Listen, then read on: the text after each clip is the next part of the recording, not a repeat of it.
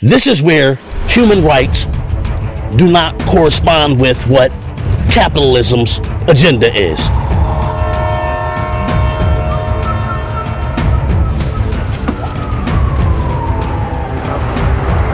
Right now, my bottom is different from her bottom. My bottom is different from his bottom. Right. His bottom could be, he broke a leg.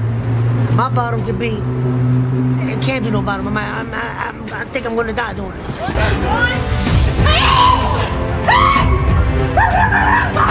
I go basically myself for money.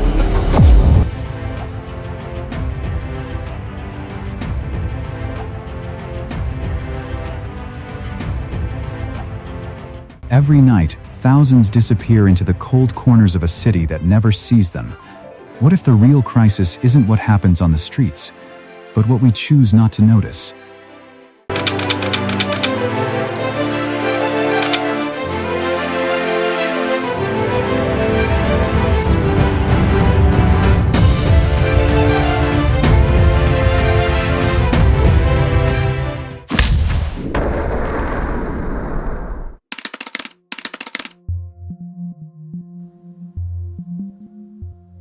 Every night, thousands disappear into the cold corners of a city that never sees them.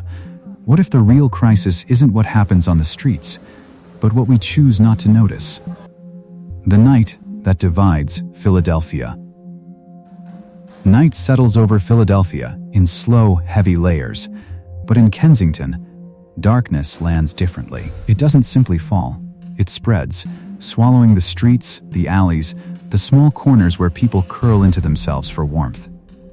A few miles away, apartment towers glow with steady orange light, powered by heaters humming at a constant 72 degrees. In those homes, warmth is background noise. In Kensington, warmth is a luxury measured in seconds. Streetlights tremble above cracked sidewalks, their halos pale and inconsistent. Breath becomes visible as soon as it leaves the mouth, floating briefly before dissolving into the air. People move slowly, not because they want to, but because every step must conserve energy. The cold here is not weather, it is a character, a pressure, an adversary. Outreach workers recognize individuals not by name, but by location. The man near the tracks, who rearranges his blankets each hour. The woman with the purple coat, who walks the same 2-block stretch to keep her blood moving. These routines are not choices. They are survival strategies. The city estimates over 5,700 Philadelphians experience homelessness nightly, hundreds of them outside even in dangerous temperatures. Tonight, the temperature drops into the low 20s. The wind tunnels through Kensington Avenue, slipping under jackets, cutting through gloves, settling deep in the bones of anyone standing still too long. A bus rumbles past without stopping. A train screeches overhead, shaking the steel beams of the L. Life moves around Kensington, but not toward it. Kensington isn't chaos, it's exposure, a mirror revealing everything daylight tries to soften. Here, the gap between safety and survival becomes unmistakably visible. As the night deepens, the cold becomes a question in itself. What truths does the city reveal only when the temperature drops low enough to strip everything else away?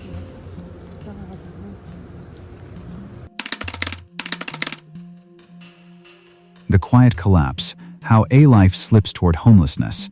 Homelessness rarely begins with a dramatic fall. Instead, it begins quietly, in the overlooked margins of ordinary life. A person misses a rent payment, a car breaks down, a child gets sick, a job cuts hours. These moments don't feel catastrophic, not at first. They feel temporary, solvable, survivable. But in a city where nearly half of renters spend more than 30% of their income on housing, even a small disruption can unravel stability. People begin by borrowing time, staying with friends, sleeping on relatives' couches, selling belongings, stretching paychecks until they fray. They negotiate with landlords, juggle bills, choose between groceries and electricity. This stage can last months, even years. From the outside, they seem fine, but inside, they are slipping. When eviction finally arrives, it rarely surprises the person experiencing it. It feels more like the final slide in a long line of compromises. Shelters offer temporary beds, but almost never long-term stability. Waiting lists for affordable housing can stretch into years. Trauma builds slowly throughout this descent, not necessarily from violence, but from uncertainty, loss, and constant negotiation with crisis.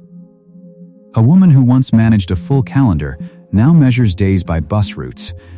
A father who once packed lunches now counts change to afford a meal. A young adult who aged out of foster care replays memories of stability that now feel distant, almost imagined. Homelessness is not an event. It is erosion, a slow wearing away of resources, routines, relationships, and self-worth. The collapse is quiet, subtle, almost invisible until the final moment when someone steps onto the street with nowhere left to go.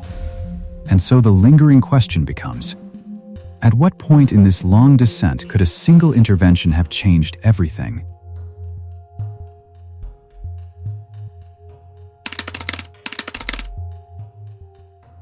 Why Kensington? The neighborhood that became a nation's pressure point. Kensington did not become a gathering point overnight. It is the product of decades of economic shifts, disinvestment, and structural decline. Once an industrial stronghold, Kensington was filled with factories that offered stable wages and predictable futures. But when industry left in the late 20th century, jobs vanished, buildings decayed, and families moved out in search of better opportunities. The neighborhood's economic backbone fractured. As poverty deepened, social services concentrated here, not because Kensington failed, but because the need became impossible to ignore. Outreach teams learned the streets by heart. Churches built food pantries. Nonprofits opened drop-in centers. Word spread that Kensington was a place where help, in some form, was consistently available. People experiencing homelessness, addiction, or displacement gravitated here because it was one of the few places that didn't turn them away. But the consequence is weight. Enormous weight. Kensington bears burdens created by forces far beyond its borders: national housing shortages, underfunded mental health systems, widening economic inequality, and a drug landscape evolving faster than medical systems can respond. It is a neighborhood absorbing the overflow of a national crisis. Residents feel this tension daily. Some show deep compassion. Others express exhaustion. Businesses struggle between operating and helping. The neighborhood becomes a crossroads of survival and frustration. To outsiders, Kensington is often portrayed through simplified images, as if the crisis is born here. But Kensington is not the cause. It is the evidence. Evidence of a system strained long before the crisis became visible. The real question is not what happened to Kensington. It is, why is one neighborhood asked to carry the weight of problems created by an entire country?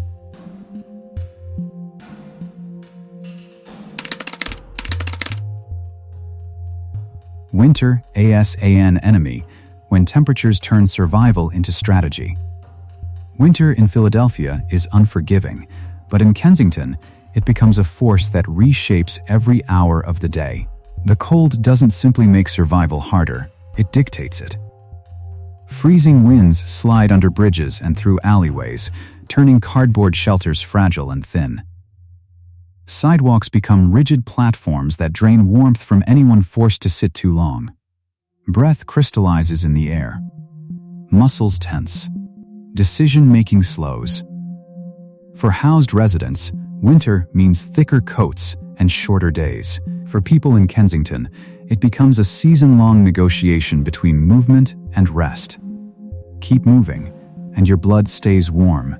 Stop too long, and the cold sinks deeper. The city opens emergency winter shelters, but beds fill quickly. Not everyone enters them. Some avoid shelters due to trauma from past experiences. Some fear losing their belongings. Others feel anxious in crowded spaces. So they stay outside, walking loops, crouching under awnings, wrapping blankets around themselves like armor. Outreach teams distribute gloves, blankets, and hand warmers. They know each item buys only a few hours of comfort. On the coldest nights, they move block to block, checking familiar faces, urging people to take shelter. But winter does not wait for resources to catch up. It is relentless, impartial, steady. Cold-related illnesses rise every year among unsheltered Philadelphians. Hypothermia, respiratory issues, infections, none require graphic description to understand their severity. Winter magnifies every vulnerability. And so the central question becomes, how does a person survive a season that treats them as an opponent?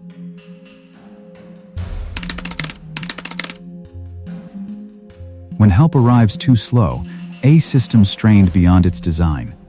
Philadelphia invests tens of millions of dollars annually into homelessness services, emergency shelters, transitional housing, outreach teams, treatment referrals, and warming centers. Yet the crisis grows faster than the infrastructure meant to contain it. Shelters run at capacity year-round.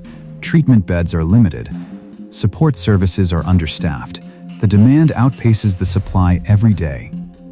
Outreach workers describe the same cycle. Someone is ready for help, but the system cannot act quickly enough. A recovery bed might open tomorrow, but tonight is freezing. A housing application may be approved next month, but tonight there is nowhere to go. A mental health referral might take weeks, but distress is immediate. This is not a failure of individuals working within the system. It is a failure of scope. The system was never designed for a crisis involving housing inflation, untreated trauma, deep poverty, and an unprecedented drug landscape all at once. Staff shortages, aging buildings, and unpredictable funding cycles widen the gap. The result is delay, the most dangerous part of the system. Delay breaks momentum. Delay erodes trust. Delay sends people back to the streets when they were finally ready to step off them. The city responds with new initiatives each year, expanding efforts where possible. But Kensington serves as a reminder that municipal governments cannot solve problems created at state and federal levels. The root causes, housing affordability, healthcare access, economic inequality, require national action. And so we must ask, what would a support system look like if it were built to meet real-world need instead of past expectations?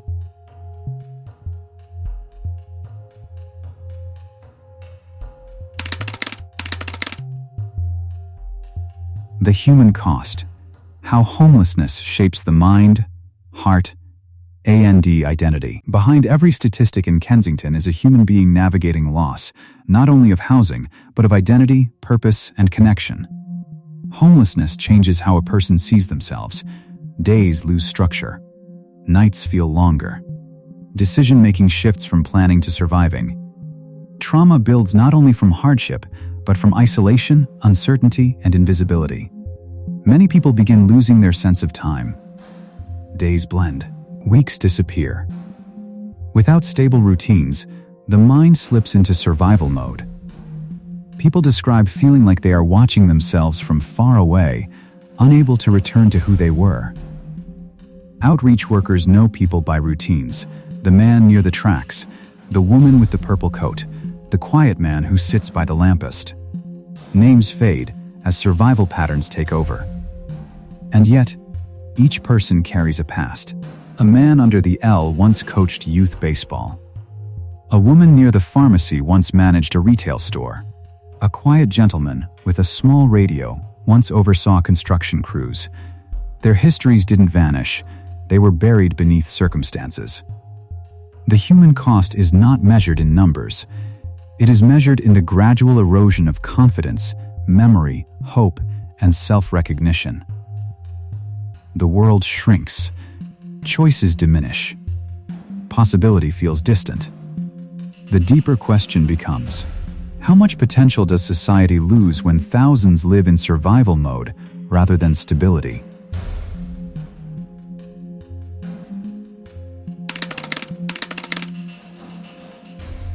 Compassion AS infrastructure, the quiet acts holding Kensington together. In Kensington, compassion is constant, not loud, not flashy, but steady. Volunteers arrive with hot meals, steam rising into the cold air.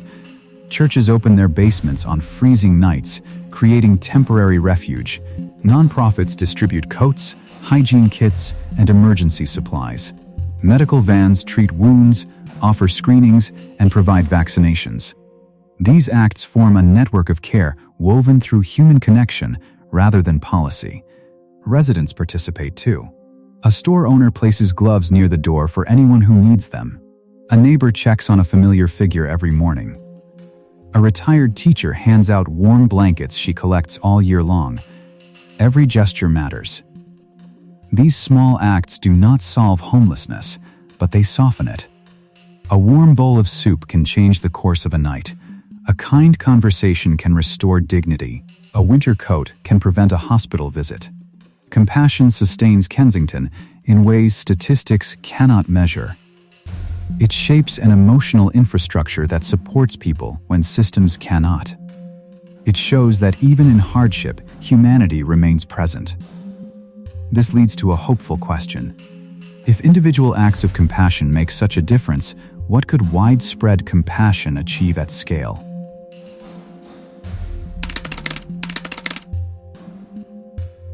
A city against national forces. Why Philadelphia can't do this alone? Philadelphia implements countless strategies: cleanup operations, outreach expansions, mental health partnerships, housing initiatives, and public health campaigns. These efforts matter. They save lives, they prevent deaths, they support recovery. But they cannot solve the crisis alone. Housing costs have risen nationwide. Mental health care remains underfunded in nearly every state. Poverty deepens across regions. Synthetic drugs spread faster than medical systems can adapt.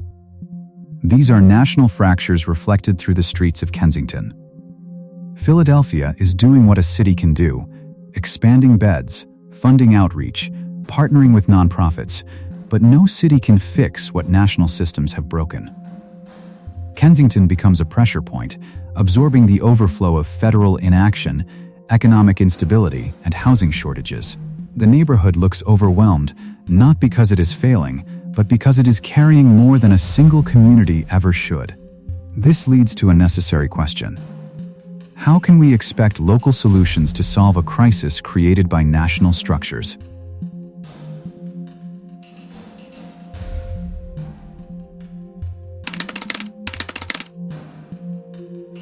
The fragility of hope. How recovery begins one step at a time. Recovery in Kensington does not begin with dramatic change. It begins quietly, with small, fragile steps. Someone accepts a referral. Another agrees to enter a warming center. A woman with a purple coat attends her first therapy session in months. A man near the tracks asks for help replacing lost documents. These moments matter. They are signals that hope is not gone, only waiting. Progress is slow. Setbacks happen. A missed bus can mean a missed appointment. A cold night can undo momentum. But outreach workers celebrate each step anyway. They understand that recovery is not linear. It depends on consistency, patience, and connection.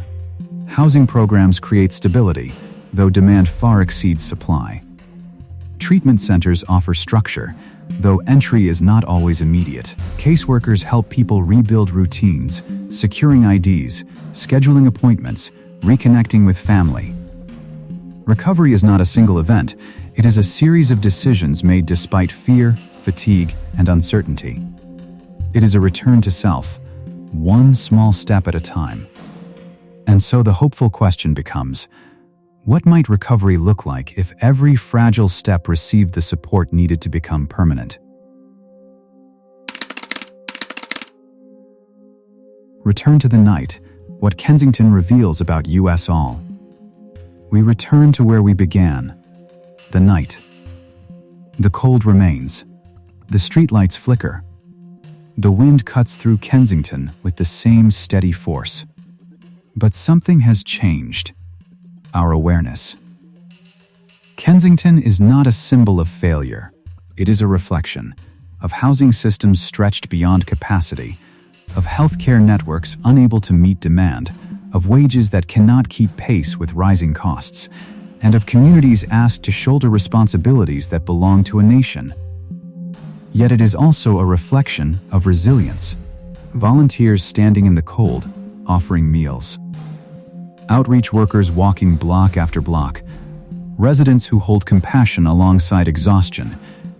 Individuals who continue trying, despite everything working against them. Kensington shows us who we are, and who we could be. It forces a question into the winter air, one that lingers long after the night ends. What kind of society allows entire neighborhoods to fight for survival in plain sight? And what kind of society could we become if every person were treated as deserving of warmth, safety, and dignity? If you believe these stories deserve to be heard, please like, share, and subscribe. It helps this channel continue documenting the realities many people never see.